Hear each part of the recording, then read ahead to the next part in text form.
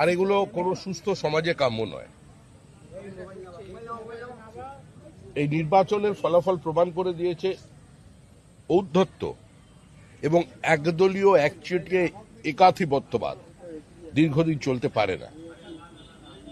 কারোর ক্ষোভ থাকতে পারে, বিদ্বেষ থাকতে পারে, কিন্তু এ ধরনের ঘটনা যারা ঘটাচ্ছেন এটা সুস্থ স্বাভাবিক গণতান্ত্রিক সমাজে কাম্য নয়।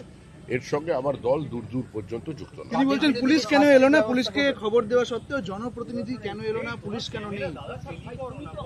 সেটা কেন নেই পুলিশ, সে তো আমি বলতে পারি না, আমি তো দলের প্রতিনিধি। সেটা পশ্চিমবঙ্গ রাজ্য সরকার বলতে পারবেন, কারণ বিরোধী দলনেতা শুভেন্দু অধিকারীকে গাড়ির মধ্যে জীবন্ত পুড়িয়ে দেওয়ার চেষ্টা হয়েছিল উত্তরবঙ্গে।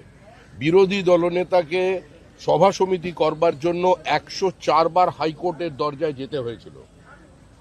যা অত্যাচার তৃণমূল কংগ্রেস করেছে আমাদের কর্মীদের সঙ্গে, আমাদের মহিলাদের সঙ্গে, আমরা সংযত আছে ছিলাম বলেই আজকে তৃণমূল কংগ্রেস অক্ষত আছে।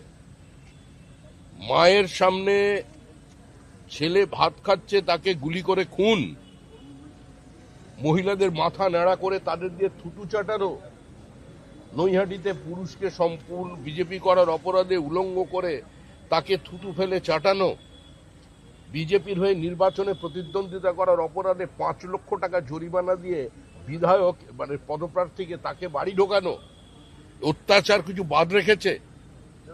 সন্তোষ ট্রফি খেলা একজন ফুটবলার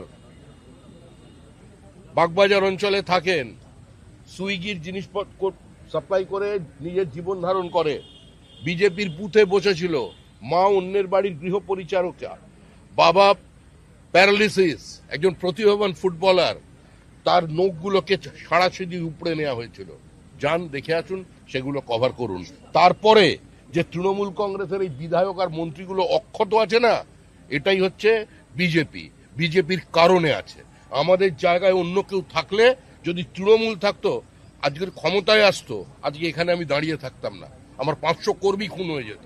আর যদি কংগ্রেস বা সিপিআইএম হতো, তাহলে আজকে যিনি বলেছেন বিবৃতি দেওয়ার অবস্থায় থাকতেন না, অনেক আগেই লিঞ্চিং এর শিকার হয়ে যেত। যে অত্যাচার দক্ষিণ 24 পরগনায় হয়েছে, 3টে সভাপতির গাড়ি ভাঙা হয়েছে, অকারণে যেভাবে মারধর করা হয়েছে মানুষকে, আমাদের ওখানকার প্রাক্তন জেলা সভাপতির কোমর চিরকালের জন্য সেটা নষ্ট করে দেওয়া হয়েছে। রূপা গাঙ্গুলি আমাদের দলের তখন মহিলা শাখার সভানেত্রী ছিলেন, কি করা হয়েছিল রূপা গাঙ্গুলির সঙ্গে দক্ষিণ 24 পরগনায়? ডায়মন্ড মডেল প্রচার করতে এলেন না কেন? ফলতায় যে নির্বাচন হলো, প্রচার নেই কেন? কোথায় ডিজে, কোথায় রবীন্দ্রসঙ্গীত? এসব আর রাজনীতিতে চলবে না। শান্ত থাকুন, ভদ্রভাবে প্রত্যেক রাজনৈতিক দলের কর্মীরা আচরণ করুন, হিংসা বর্জন করুন। পশ্চিমবঙ্গের রাজনীতিকে এই হিংসামুক্ত করবার জন্য মানুষ রায় দিয়েছেন।